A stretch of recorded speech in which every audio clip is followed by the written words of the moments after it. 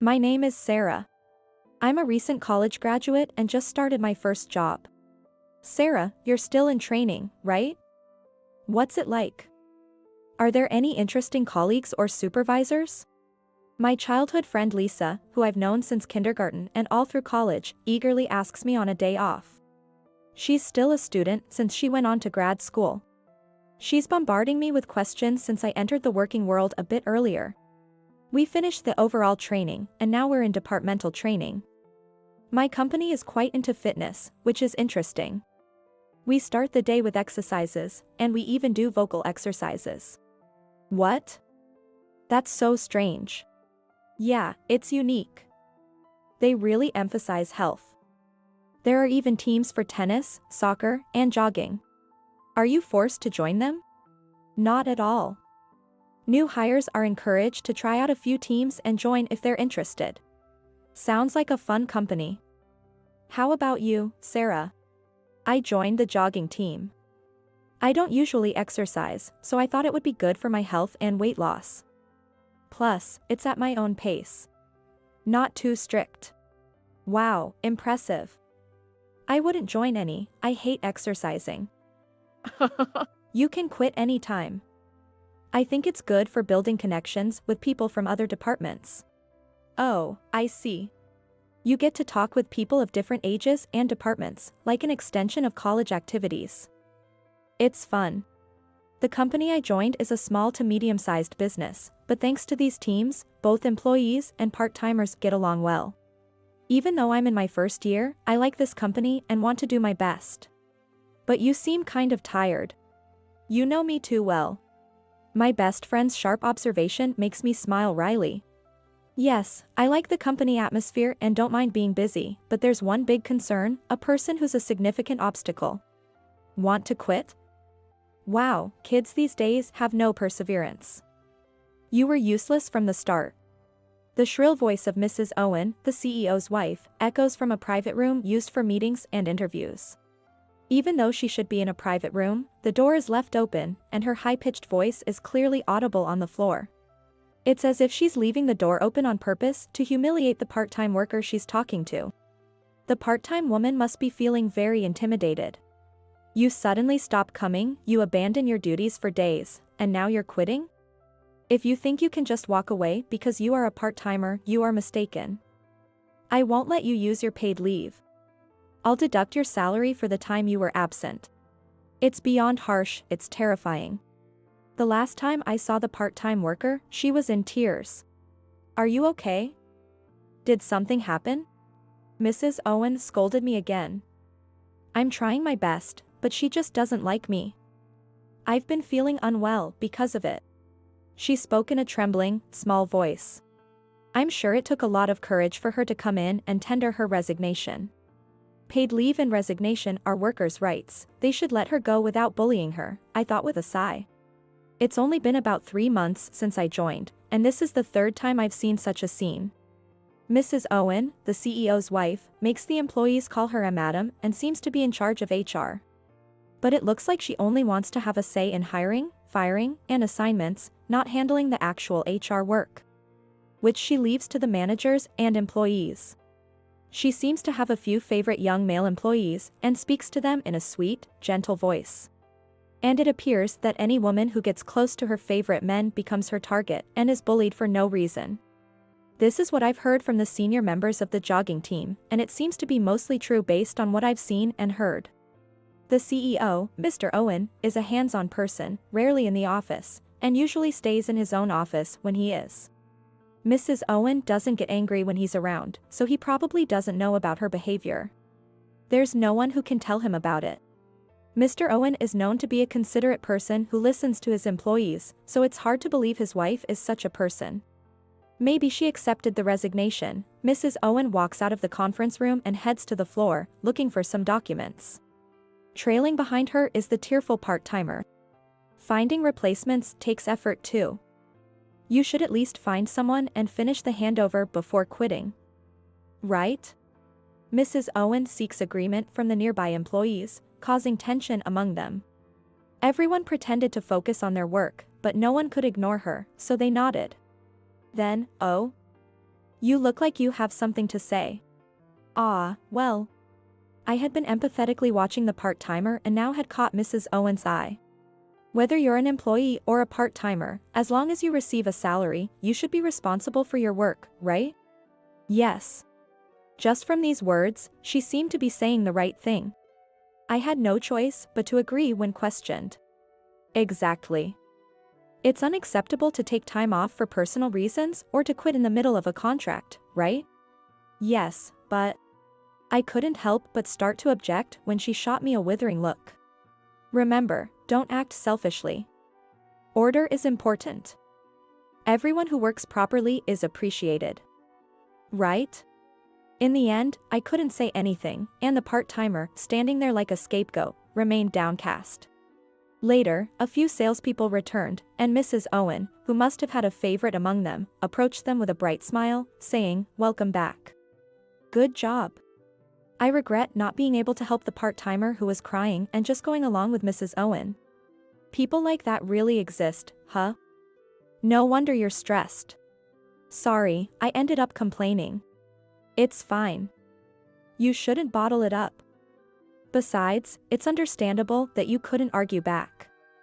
If you did, you'd be her next target. Be careful. You're right. By the way, there's a senior in the jogging team among the salespeople. He came to talk to me afterward. But I was being watched intensely. That's scary. Is the senior good looking? Maybe they're one of her favorites. I'm not sure. Oh, that reminds me. I remembered and changed the subject. Hey, about the trip. You told me about 2 inns last time. Both seem great, and I can't decide. My grandparents love seafood. So I thought this one would be better. What do you think? That was the main topic. She, who often traveled with her family, had been advising me. If they like seafood, then yes, this one is perfect. Even my picky grandma was satisfied with it. It can't go wrong. My best friend gave her a seal of approval with a smile. Great. I finally get to show my appreciation, and I hope they'll enjoy it. I had been planning a trip with my grandparents with the money I had saved. They raised me after my parents passed away when I was little. They always put me first and supported me, so I wanted to give something back. That's why I decided on a trip with them. With the money I saved from part-time jobs during college and my first paycheck, I splurged on a luxurious inn. A relaxing stay at a luxurious inn with their grandchild, of course, they'll be thrilled. They'll definitely be delighted. Yeah. Her smile made me smile too. But on Friday afternoon, the day before the trip, Mrs. Owen called me. Here are the resumes and job histories of the new part-time candidates. I need you to compile the data and create interview sheets. Isn't this an HR task? Why me? Oh, you're a new employee. Now's the time to experience various tasks, right? You seemed interested in HR work when that part-timer quit the other day. How did it come to this? It's clear she just didn't like my sympathy for the part-timer, but arguing would get me nowhere. When do you need it by? By Monday morning. What? This Monday? Of course. Wait a minute, today is Friday. I have my own work to do too. Naturally, you should finish your own work first. You can come in over the weekend. You'll get overtime pay. She smiled sweetly. To me, her beautiful smile looked like that of a witch. Interviews start on Monday, so no delays. Oh, and look through past files and summarize the trends for those who were hired. Here you go. She dumped a thick file on my desk. All of this? I was too stunned to speak, and she said triumphantly. Glad you understand. You've been ignoring instructions and getting carried away at work lately. The beginning is crucial. I had no idea what she was talking about. Unable to tolerate her baseless accusations, I decided to speak up. Excuse me, but today is Friday, with less than 2 hours left until the end of the day. I also have my current tasks. Even if I work overtime, there's no way I can finish this by Monday. I tried to keep my voice calm despite my boiling anger. Since that part-timer quit, Mrs. Owen had targeted me, subtly harassing me. She would ask me to serve tea or run errands only when I was busy, give wrong copying instructions, and then blame me for delaying meetings.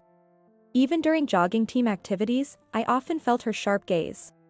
I had been enduring daily stress, but dumping an unmanageable workload on me right before my much-anticipated trip was too much. She seemed unaffected by my objection. That's why I said you could come in over the weekend.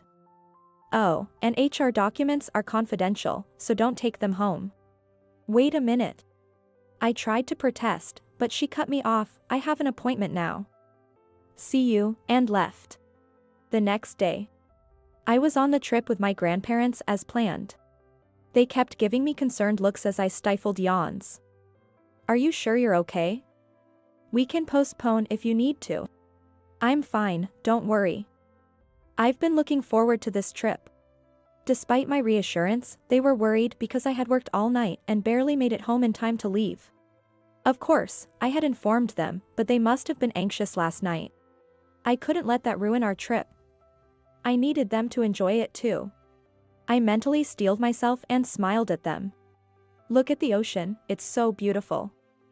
I'm glad it's sunny. Don't worry about me. The seafood here is supposed to be amazing. I'm excited. Seeing me so enthusiastic, they finally turned their attention to the scenery. But even in the midst of enjoying the trip, an unbelievable nightmare awaited me. Did you finish the work I assigned? You didn't leave it unfinished, did you? I heard a familiar voice while wandering the inn after check-in. Mrs. Owen. Why was she here? Meeting the witch here, of all places. As if hearing my thoughts, she snorted. I thought I'd ruin your cheerful weekend plans by giving you some homework. I see you ignored my instructions. Her words felt like a witch's curse, making my head spin. Did you intentionally assign me that work to ruin my trip? Knowing I had plans and assigning an impossible task just to ruin them? Anger started to bubble up inside me. But how did you know where I was staying? I knew she eavesdropped on our conversations sometimes, but this was too much. I heard you chatting during lunch breaks and jogging team activity. You were so excited, boasting about your trip. It was laughable. Eavesdropping. It's your fault for bragging. The thought of her listening to every detail of my conversations made me shudder. Besides, this inn is beyond your means. What? I tilted my head in confusion, and she let out an exaggerated sigh. Don't you get it? This is a luxury inn, and someone like you has no place here. You're an eyesore. Useless employees like you should go to the rundown place next door. Suppressing the rising anger, I said. I don't understand what you mean. I know you find me bothersome, but the rest is just harassment and insults. I wasn't slacking off or doing anything to her, yet she continued her unreasonable attacks. And now she was ruining my important trip with my grandparents. That's it. Even if it means quitting, I decided to speak up. Is that what was going on? A calm voice, not fitting the tension, came from behind me. Grandma. Grandpa, too. My grandparents, whom I thought were having coffee in the room, were standing behind me. Judging by the situation, they must have heard almost the entire conversation. Oh, this is... I tried to explain, but my grandmother interrupted and addressed Mrs. Owen. Nice to meet you. I'm Sarah's grandmother and have been like a parent to her for many years. My name is Jessica Martin. But it might be quicker to say I'm the honorary chairman of Martin Trading, which recently discussed a deal with your company. My grandmother introduced herself in a relaxed tone. Mrs. Owen's face turned pale upon hearing this. What? Martin Trading. Her voice cracked. The industry leader? And the honorary chairman? But the name is different from this employee's. There's nothing strange about it. When my daughter got married, she took her husband's name. It's easier not to be known as a member of a famous founding family. Oh, no. This child takes after her mother, I suppose. Though she could have joined our company. She chose to find a job on her own and got hired through her own efforts. I'm terribly sorry. I had no idea. Mrs. Owen's face drained of all color. Do you think ignorance excuses any disrespectful behavior? Do you discriminate based on family background? Ah, no, I mean. While my grandmother maintained a calm expression, Mrs. Owen, with her perfectly made-up face, was sweating and frozen in place. Could you inform Mr. Owen that the deal we discussed will be called off? No, please wait. Ignoring her panicked voice, my grandmother continued. I was looking forward to my granddaughter working in a company she said emphasized health and even had exercise teams. I thought it sounded like a great place. Next to her, my grandfather nodded in agreement. And in the business report from the other day, I heard Mr. Owen is a person of good character and we could have a good relationship. It's unfortunate that his wife is such a person. Ah, well. Despite her calm demeanor, my grandmother's words cut sharply. Let's go, Sarah, she said with a smile, turning to me. Wait. Not the deal, please. She trembled as she tried to cling to my grandmother's back, but my grandmother sharply rebuked her. It's too late to change your tune now. Causing her to collapse on the spot. Could you help me out? It's fine if the work I asked for yesterday isn't done, just please.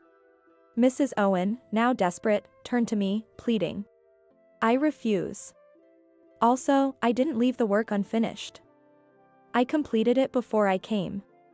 You can check it on Monday. I wanted to yell at her for all the unfair treatment, but I followed my grandmother's example and answered with a smile. On Monday at work. The sales department, which had been thrilled about the deal with Martin Trading, was buzzing about its sudden cancellation. It seemed Mrs. Owen had done something to cause this. Hey, you. Mrs. Owen, her face red with anger, approached me. Did you already inform them to cancel the deal? It's too much, from yesterday to today. I have no control over Martin Trading's decisions. And I heard you had the HR department help you prepare the interview materials. Who do you think you are, a newbie bossing people around? I authorized it. What? The person who spoke was Mr. Owen himself. Mr. Owen. Good morning. Everyone greeted him. Honey. She looked bewildered at her husband's sudden appearance. On Friday night, I returned from a trip and came to this floor for some work. I saw the new employee here looking overwhelmed with tasks, while others watched worriedly but didn't help. I thought something was wrong and asked her about it. Mr. Owen gestured for me to explain to his wife, who was still confused. Mrs. Owen instructed me to complete HR tasks by Monday and to work over the weekend if necessary. But no matter how hard I tried, it was impossible to do it alone. That's when Mr. Owen showed up and I could consult with the others. What? I also spoke to the HR team. They said you ordered her to do their work and told them not to help her. Well, it's true that we need to prepare for the interviews, but analyzing past files isn't urgent. Why did you give her HR tasks? Well, isn't it important for new employees to gain experience? She mentioned she was interested in hiring part-timers. I never said that. She always has an excuse. I thought. But Mr. Owen ignored her lame justification. I could have told her not to do it, but she insisted on doing it. I allowed HR to help her with the interview materials, as they were needed today. I might have misjudged the workload. But it's resolved now, right? The main issue is this: I've been focused on sales and haven't been around much, but I heard you've been driving part-timers away. Who said that? They quit on their own. We're the ones suffering from their irresponsibility. Right? She looked around for support, but everyone stared back coldly. Our company values health, both physical and mental. It's fine to work hard. But overloading employees or pressuring them to the point of mental breakdown is unacceptable. Mr. Owen's voice echoed through the floor, and I almost clapped. And to give unreasonable tasks to ruin her weekend with her grandparents is disgraceful. No, honey, it's not like that. And to top it off, you even showed up at her weekend trip destination? I can't believe this. You need to leave. What? What are you saying? Yes, get out.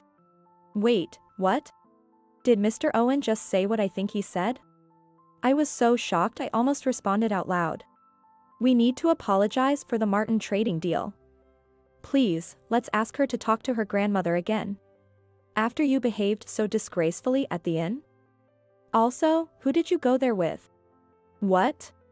A sudden change in direction caught her off guard. I tilted my head in confusion. I found out about the unreasonable tasks on Friday night.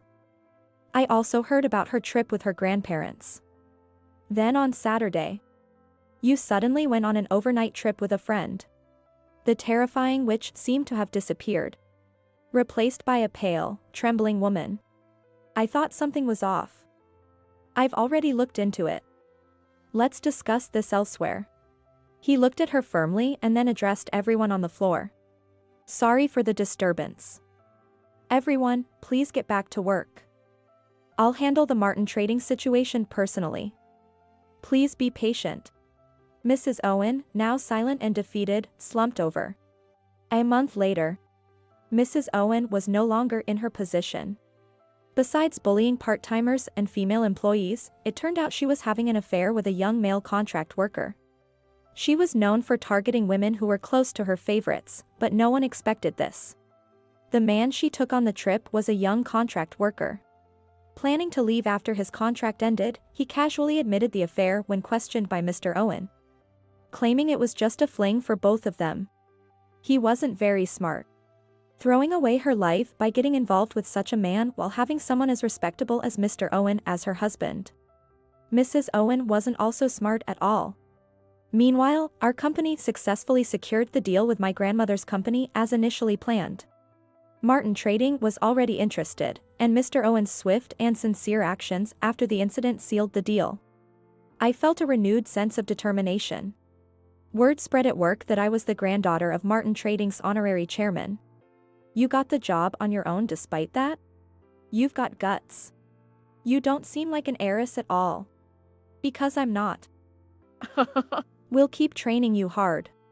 Everyone continued to treat me kindly and didn't change their attitudes. And now, I'm diligently saving up again, hoping to take another trip with my grandparents without any worries this time. It might take some time, but please look forward to it, Grandpa and Grandma. With my colleagues and my precious family. I want to cherish the time I have with these wonderful people like a treasure.